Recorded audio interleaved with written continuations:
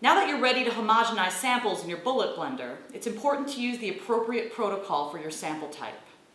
If you're going to homogenize soft or medium consistency samples, here are some basic tips you can use to achieve the best results possible. A soft tissue is one that can be very easily cut with a scalpel, knife, or scissors. Examples of very soft tissue include brain, spleen, and liver. Examples of medium consistency tissues include kidney, muscle, and lung. The BBX24 and BBY24 model bullet blenders homogenize samples inside of microcentrifuge tubes. The maximum recommended sample size is 300 milligrams. Many samples, such as mouse organs, can be run whole inside of the instrument. Other samples, such as this mouse liver here, need to be cut up into smaller pieces. We recommend cutting samples into long, thin rectangles because this shape will homogenize more efficiently than cube-shaped or square samples. First, place the sample in the bottom of the tube.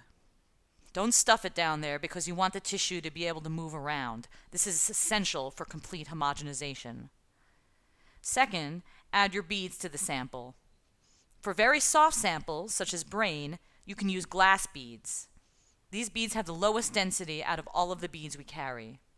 If the sample is a little tougher, or if you just want to play it safe, use zirconium oxide beads. I recommend using a volume of beads that is close to the volume of your sample. If you would like to add beads by mass instead of volume, check out the protocols on our website, www.nextadvance.com, for more specific information.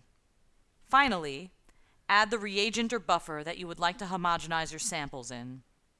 We recommend using a volume of buffer equal to twice the volume of beads that you use.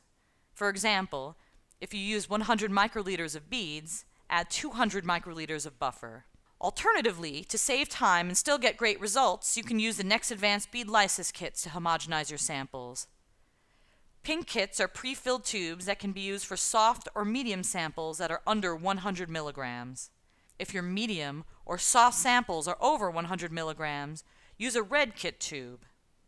Load your samples into the tube and add a volume of buffer equal to twice the volume of beads that you are using. Now it's time to make sure that your tubes are sealed tightly and place them evenly spaced inside of the bullet blender. I have 8 samples loaded. I'm going to set the speed to 8 and the time to 3 minutes. Close the lid and press start.